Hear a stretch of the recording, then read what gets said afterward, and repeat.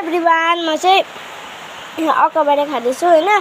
यहाँ चटनी थियो मैले सोर्सर हाले अन्त यो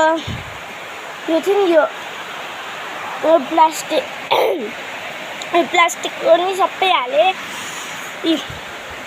आधी मैले खाएँ तर पिरै भएन साथीहरु, पिरै भएन। काँचो खाँदा चाहिँ यस्तो पिरो हुन्छ कि काँचो खाँदा उयो मिक्स अब पकाएर मिक्स गरेर खायो भने पिरै हुँदैन। लु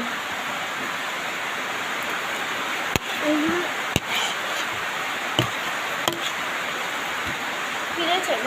त्यो चटनी सबै हाल्नु भएको नि आमा। हेर मैले सबै चटनी खाइसक्यो तर पनि पिरै भएको छैन।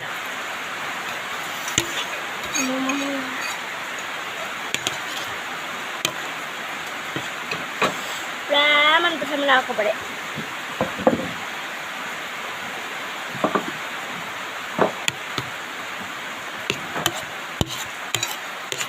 पिरो भएको पानी खानु।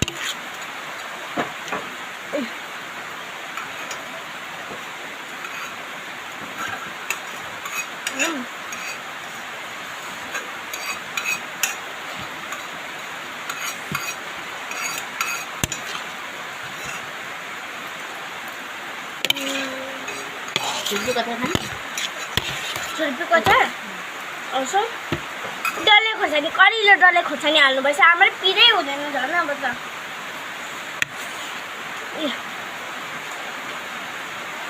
म चाहिँ सुक्खा खानु मन लाग्छ हैन।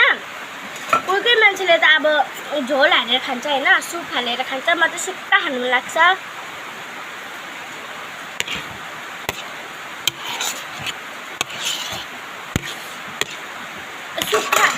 सुक्खामा त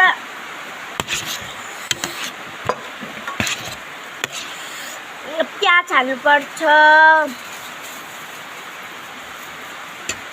प्याज हालेर टमाटर हाल्नुपर्छ।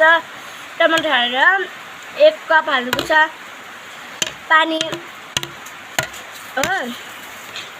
अन्त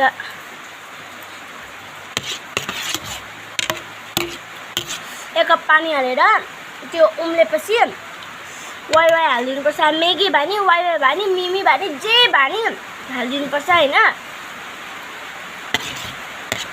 हालेर चाहिँ अब त्यो पिचिची हुन्छ नि त्यतिखेर चाहिँ मसलाहरू हालिदिनुपर्छ। त्यहाँदेखि सुकाउनुपर्छ। यस्तो सुकाउनुपर्छ। यस्तै बनाउनुपर्छ। सुप नभएको बनाउनुपर्छ। यस्तो मिठो हुन्छ।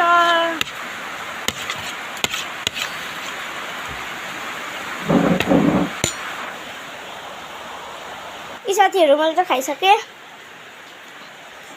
मैले। अब यसलाई बाहिर लानुपर्छ। यसलाई